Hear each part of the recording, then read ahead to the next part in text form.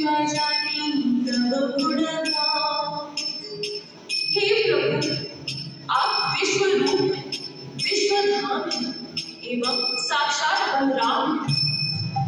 मैं तुच्छ जीव आपके विषय में क्या नहीं जान सकता।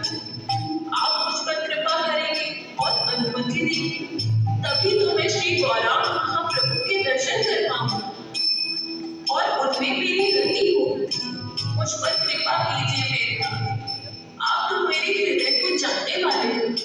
मुझे कब महाप्रभु गौरांग के दर्शन होंगे प्रभु? मुझे कब महाप्रभु गौरांग के दर्शन होंगे? हे जी, तुम तो नित्य ही गौरांग के चरणों में समर्पित रहते हो, फिर भी तुम्हारी यह विफलता मेरे हृदय को अत्यंत आनंद देने वाली है। तुम्हारे दोनों चाचा रूप और सनातन गौरांग के चरणों में आसक्त रहते हैं और स्वयं महाप्रभु गौरांग चैतन्य भी तुम लोगों के चिंतन में प्रेम का अनुभव करते हैं। मैं तुम्हें गौरांग की दिव्य लीला और नगरी के विषय में बताता हूँ। यदि उनका दर्शन करना है तो आंखों से नहीं, कानों से करो। उनकी लीलाओं को अपने कान से, अपने हृदय में धारण करो, तुम्हें स्वयं उनके दर्शन हो जाएंगे। तो पहले सुनो, क्यों मेरे प्रभु श्री गौरांग इस धरातल पर है। तो नित्यानंद प्रभु ने जीव गोस्वामी को क्या बताया कथाकार? आगे तो तुम रुक क्यों गए? ध्यान से सुनो, आगे क्या।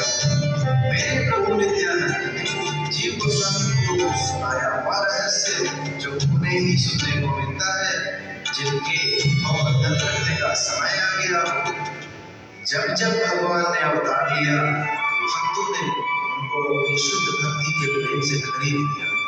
मत्स्य, वराह, नृसिंह से लेकर भगवान श्री राम तक नए नए रूप लेकर स्वयं आते रहे और भूमि, प्रहलाद और हनुमान जैसे भक्त उनको अपने समर्पण से खरीदते रहे।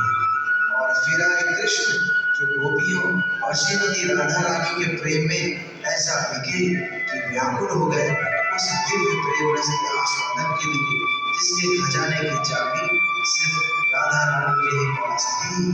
फिर क्या हुआ?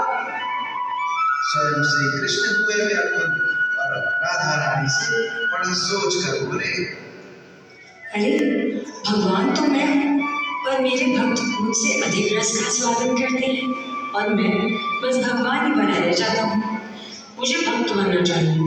मुझे भी तो पता चले कि मेरे भक्त प्रहलाद, हनुमान कौन सा रस पाते हैं जो मेरे लिए कुछ भी सहते हैं। और हे राधे, तुम क्यों निरंतर मेरा नाम पुकार कर प्रेम के अश्रु बहाती हो? मुझे भक्त बनना होगा। हाँ राधे, मुझे भक्त बनना ही होगा। मुझे अपनी कांति और अपना भाव प्रदान करो राधे।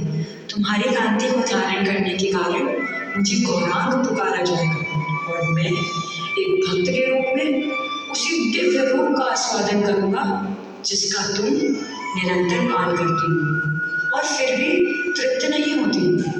सभी देवगण और पार्षदगण मेरी भक्ति लीला के आनंद के लिए पहले ही प्रकट हो और ये मेरा आदेश है।